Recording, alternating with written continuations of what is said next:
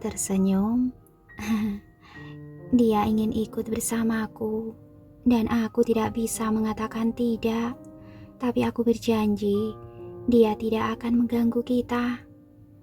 Adam menatap anak laki-laki yang memeluk Tiara dengan erat itu, dan dia memiliki perasaan yang berkecamuk tentang hal itu. Tiara benar-benar beruntung. Anak itu sangat menyukainya. Adam tidak bisa mengusir anak itu, jadi dia setuju. Aku mengerti. Aku akan meminta seseorang untuk menjaganya. Kamu pergi dan berlatihlah. Tiara terkejut karena Adam tidak marah, dan dia menghela nafas lega. Kemudian dengan cepat dia membawa Gary ke salah satu anggota kru.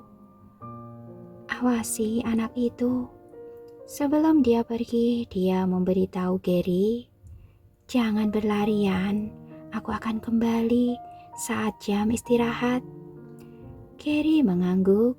Pada saat yang sama, beberapa pria berbaju hitam bersembunyi di sekitar pintu masuk pusat dan menatap ke dalam. Salah satu pria itu sedang menelpon. "Tuan Muda Samuel ada di National Symphony Concerto. Tidak ada pengawal di sana." Pria di ujung telepon berkata, "Bawa dia kepadaku. Aku ingin dia hidup-hidup." Gary masih tidak menyadari bahaya yang akan datang, dan dia menunggu di aula tamu seperti yang dikatakan Tiara. Anggota kru sangat menyukai Gary karena dia pendiam dan menurut. Mereka memberinya beberapa mainan untuk dimainkan dan beberapa makanan ringan untuk dimakan. Gary menerimanya dengan tenang. "Terima kasih, Bu," katanya. Hati anggota kru itu meleleh dan dia tersenyum. "Tidak masalah. Beritahu aku jika kamu butuh sesuatu." Gary memikirkannya sejenak, lalu dia bertanya, "Bisakah aku menonton latihan itu?"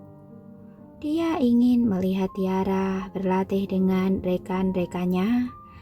Anggota kru ragu-ragu. Adam adalah pria pemarah. Jika seseorang berlarian di sana, dia akan membunuh kita semua. Oh, tapi anak itu sangat menggemaskan. Aku tidak bisa mengatakan tidak. Anggota kru itu menggetakkan giginya. Aku akan bertanya pada Pak Adam. Jika dia bilang iya, aku akan membawamu ke sana. Gary merasa senang dan berkata, "Terima kasih, Bu." Dia bermain dengan mainan saat dia menunggu jawaban Adam untuk mencegah kebosanan. Beberapa saat kemudian ponselnya berdering. Itu telepon dari Nico dan anak itu segera mengangkatnya. "Hai Papa," Nico berkata. "Apa yang sedang kamu lakukan?" Gary berkata dengan jujur, "Aku datang ke orkestra Nona Tiara, tapi aku tidak mengganggunya. Aku sedang menunggu di ruang tamu sekarang." Anak ini tidak akan tinggal diam ya. Gary mengira Nico akan marah, jadi dia berkata, "Tolong, jangan suruh aku pulang. Papa, hanya ada aku dan kepala pelayan. Itu jangan membosankan. Biarkan aku bersama dengan Nona Tiara. Aku akan baik-baik saja. Aku janji." Apa yang akan kulakukan padanya? Kalau begitu, berjanjilah padaku. Kamu tidak akan berlarian. Aku punya sesuatu untuk diurus hari ini. Jadi aku tidak bisa makan siang dengan kalian. Beritahu Nona Tiara untuk membawamu ke suatu tempat. Gary sangat senang. "Aku akan baik-baik saja. Aku janji. Papa, kamu memang yang terbaik. Nico tersenyum dan menutup telepon. Gary ditinggalkan sendirian. Setelah beberapa saat, dia dipenuhi dengan keinginan untuk buang air kecil. Jadi dia ingin menggunakan kamar kecil sebelum anggota kru kembali. Namun setelah dia berkeliling, dia tidak dapat menemukan toilet. Jadi dia bertanya kepada resepsionis, "Nyonya, di mana toiletnya?" Resepsionis ada di telepon, jadi dia menunjuk ke suatu arah. Berjalan lurus ke bawah. Gary mengira itu di luar, jadi dia keluar dari tengah. Jalan itu tepat di luar dan itu ramai. Dia melihat sekeliling, tetapi dia tidak melihat tanda-tanda ada toilet. Apa aku jalan-jalan? Dia hendak bertanya kepada resepsionis lagi, tapi sebelum dia bisa berbalik, seorang pria berbaju hitam muncul di belakangnya dan menutupi bagian bawah wajahnya, lalu dia mengangkat anak itu. Secara refleks Gary tersentak dan mencoba berjuang untuk membebaskan diri, tetapi dia masih kecil. Dia terlalu lemah untuk melawan orang dewasa. Sesaat kemudian dia dibawa ke dalam mobil dan para penculik itu segera pergi. Setelah anggota kru mendapat izin dari Adam, dia kembali untuk membawa Gary ke aula latihan. Tetapi dia tidak berada di aula tamu. Dia melihat sekeliling, tetapi Gary tidak ditemukan. Jadi dia bertanya kepada resepsionis. Resepsionis mengatakan Gary pergi ke toilet. Anggota kru mengangkat bahu dan pergi mengerjakan hal-hal lain. Setengah jam kemudian Tiara istirahat dan dia keluar untuk melihat Gary. Tetapi dia tidak bisa menemukan anak itu. Dia pikir Gary pergi ke tempat lain untuk bermain, jadi dia mencari di daerah itu. Tetapi dia masih tidak dapat menemukannya. Karena khawatir, dia bertanya kepada anggota kru di mana Gary berada. Anggota kru berhenti sejenak dan baru kemudian dia menyadari ada sesuatu yang tidak beres. Oh tidak, aku lupa karena aku terlalu sibuk. Di mana dia? Dia sudah lama sekali di toilet. Aku belum melihatnya. Tiara tampak ketakutan untuk beberapa alasan. Dia memiliki firasat buruk tentang kasus ini.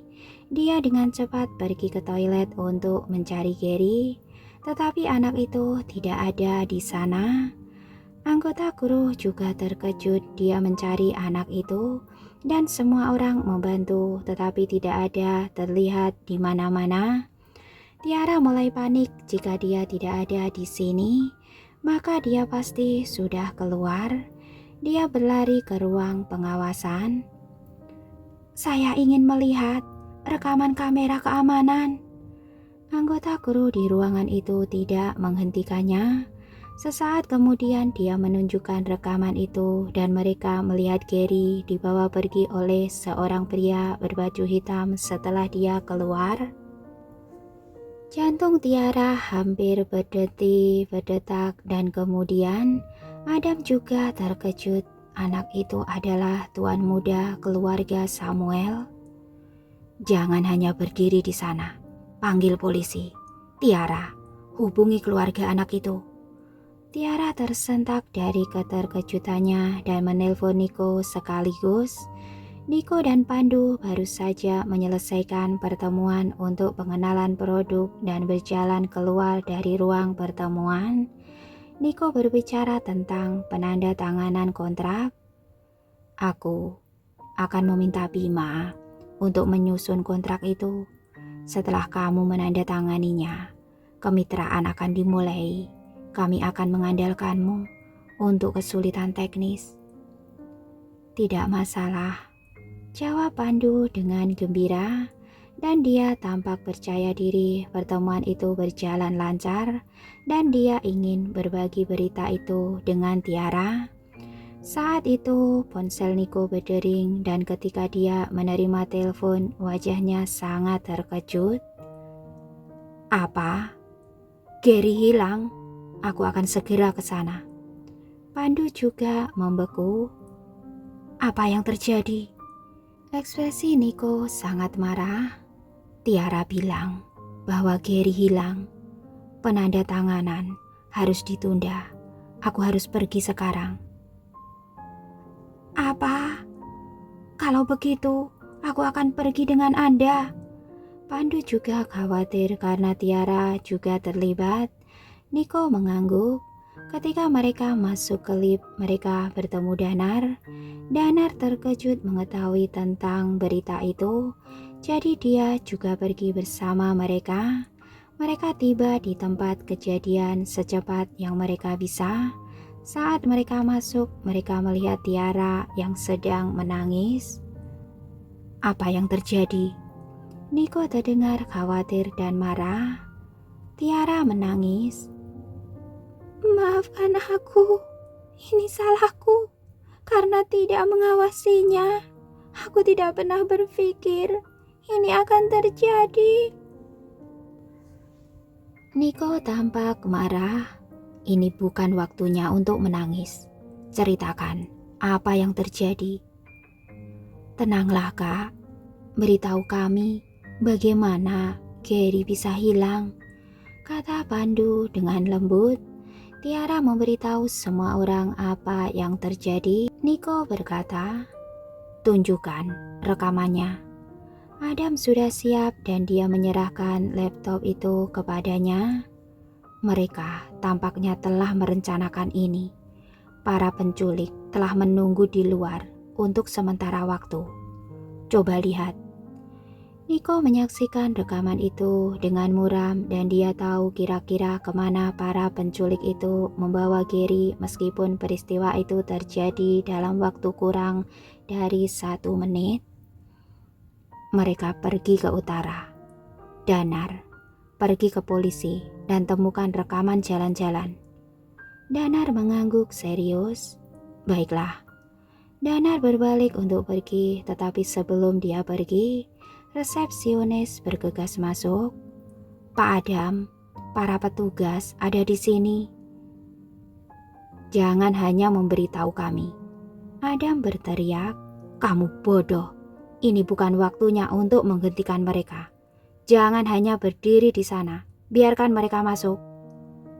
Gary sudah hilang di sana dan itu adalah sebuah bencana. Semua orang mencari anak itu sekarang, jadi mereka tidak punya waktu untuk menanyai Adam. Jika stafnya menghalangi pencarian itu, dia harus menghadapi konsekuensi yang lebih parah. Adam menyerahkan kursinya setelah petugas masuk sehingga mereka dan Samuel bersaudara bisa menemukan solusi. Pak Niko, saya sudah mengatakan kepada orang-orang saya untuk mengekstrak rekaman. Saya akan membawa pulang putra Anda, jadi jangan khawatir, kata Kapten kepada Niko saat dia masuk. Setelah mereka menerima telepon dan menyadari bahwa tuan muda keluarga Samuel diculik, mereka dengan cepat mengumpulkan tim untuk menyelidiki kasus ini. Mereka telah memanggil polisi lalu lintas dengan segera setelah kejadian dan meminta mereka untuk membantu penyelidikan. Terima kasih, Inspektur Andika Raharja. Niko mengangguk. Dia dan Inspektur Andika kembali. Inspektur Andika adalah seorang veteran dan telah memecahkan banyak kasus penculikan, jadi dia tahu apa yang harus dilakukan. Karena petugas pergi untuk mengambil rekaman itu, Danar tetap tinggal. Tiara masih menyalahkan dirinya sendiri dan Pandu memegang tangan kakaknya itu. Tidak apa-apa kak, para petugas ada di sini. Sebentar lagi, Gary pasti akan segera ditemukan. Dia meyakinkannya. Namun jaminan itu palsu, tidak ada jaminan yang bisa membawa Gary kembali. Dan Tiara tidak bisa tenang sampai dia melihat anak itu dalam keadaan selamat. Mulut Gary diisolasi saat dia dibawa ke dalam mobil sehingga dia tidak akan berteriak dan menarik perhatian orang. "Bos, berapa harga anak ini?"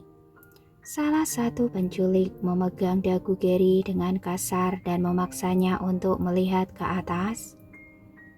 "Di luar impian terliarmu." Pemimpin penculik itu terkekeh.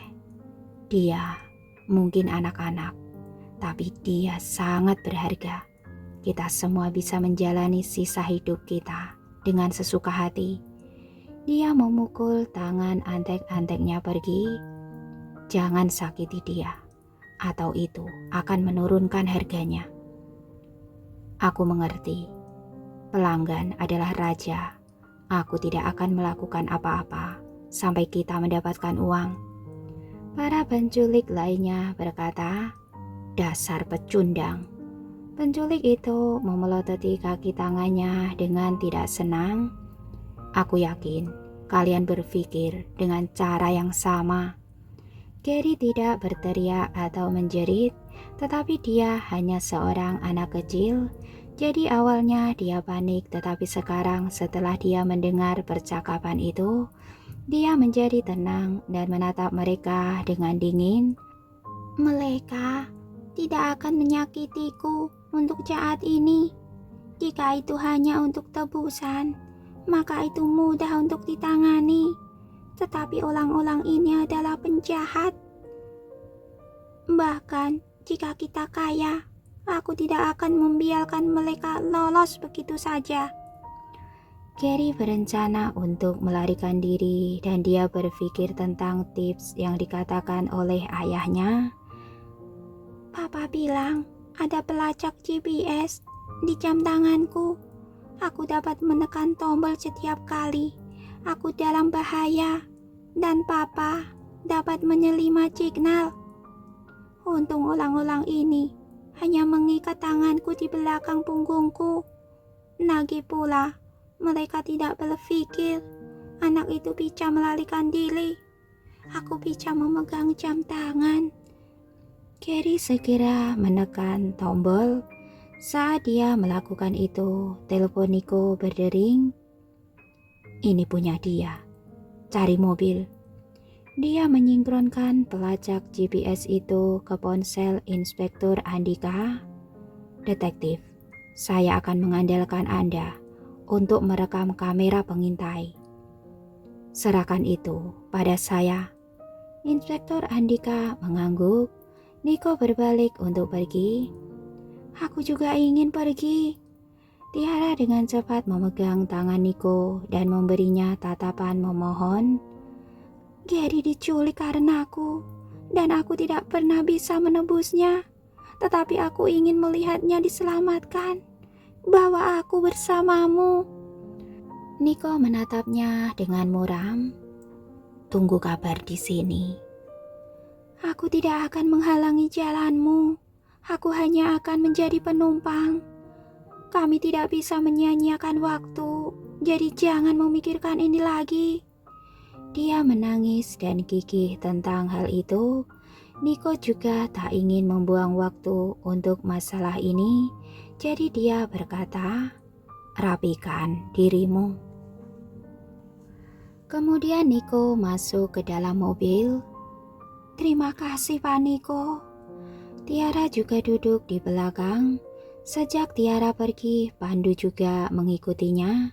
Dia mengkhawatirkannya karena dia akan disalahkan atas hilangnya Gary. Dia tidak bisa membiarkan kakaknya menghadapi tuduhan itu sendirian. "Aku harus berada di sisinya. Dia pikir dia bisa berguna." Nico tidak mengatakan apa-apa tentang Pandu yang juga ikut. Dia mengatakan kepada sopir, "Jalan." Mobil Maybach melaju dengan kencang dan mereka pergi ke tempat Gary berada menurut GPS. Sekitar 1 jam kemudian, para penculik menerima telepon dan seseorang dengan suara dingin berkata, Buang semua perangkat komunikasi anak itu sekarang. Gary mulai panik. Jam pintar miliknya itu adalah perangkat komunikasi juga, tetapi dia mengandalkannya untuk menentukan di mana dia berada. Jika itu dibuang keluar, papanya akan tidak bisa menemukannya. Mulutnya ditempel dan dia tidak bisa mengatakan apa-apa. Jadi yang bisa dia lakukan hanyalah menarik tangannya lebih dekat ke dirinya dan berdoa agar para penculik tidak menyadarinya. Namun penculik melihat apa yang dia lakukan dan dia melepas jam tangan itu darinya dan memegangnya di tangannya. Anak pintar, apakah kamu menggunakan ini untuk memimpin polisi kepada kami? Gary takut tapi dia tidak menangis. Sebaliknya dia menatap penculik dengan tenang. Penculik itu mengejek, bocah pintar. Dia bahkan tidak akan menangis. Jangan khawatir, kami tidak akan menyakitimu. Kami hanya ingin uang. Aku akan membuang jam tangan ini untuk saat ini. Ayahmu bisa membelikan yang baru untukmu. Dia melemparkan jam itu keluar jendela tepat di depan anak itu. Beberapa saat kemudian, sopir Niko memperhatikan bahwa pelacak itu tidak bergerak. Pak, pelacak itu sudah berada di satu tempat untuk waktu yang lama. Berhenti bicara dan bawa kami ke sana dengan segera, kata Niko dingin. Dia tidak yakin apakah Gary ada di sana, tetapi bahkan jika hanya ada sedikit harapan, dia akan berusaha sekuat tenaga. Tapi ketika mereka sampai di sana, mereka melihat tidak ada rumah di sekitar, hanya ada jalanan aspal dan Niko dengan cepat keluar dari mobil untuk melihat-lihat. Yang dia lihat hanyalah jam tangan pintar yang sudah rusak di tanah dan ada stiker favorit Gary di atasnya. Tidak jauh dari sisa-sisa smartwatch meletakkan lampu merah kecil yang terus berkedip. Mobil para penculik sudah menyatu dengan lalu lintas dan tidak dapat ditemukan. Ekspresi Niko semakin menyeramkan. Sudah lebih dari 1 jam sejak Gary diculik. Jika mereka membuang jam tangan, mereka pasti menyadari sesuatu. Niko tidak bisa memastikan apakah anak itu baik-baik saja. Pada saat yang sama, pembaruan petugas lalu lintas juga berhenti dan mereka kehilangan satu-satunya harapan. Niko menggetakkan giginya dan meninju setir. Dia tampak marah seolah-olah dia bisa membunuh semua orang di sekitarnya. Dan suasana tampak menjadi lebih dingin. Tak ada yang mengatakan apa-apa, tak ada yang tahu penderitaan macam apa yang akan menimpa Gary. Dan Danar tampak khawatir, dia berada di bawah banyak tekanan sekarang. Dia harus menemukan Gary secepatnya, tetapi dia juga harus menyembunyikan hilangnya Gary dari keluarganya. Jika orang-orang tahu, mereka akan khawatir. Danar bergumam, bajingan mana yang membawa Gary? Keluarga menjadi sasaran. Kami telah memiliki banyak keberhasilan beberapa tahun ini, dan banyak orang ingin mendapatkan sesuatu dari kami. Kami juga menghalangi beberapa orang. Jadi jangkauan tersangka terlalu besar. Di bagian bumi mana kita harus mulai mencari. Tiara hampir mulai menangis. Anak itu masih sangat kecil.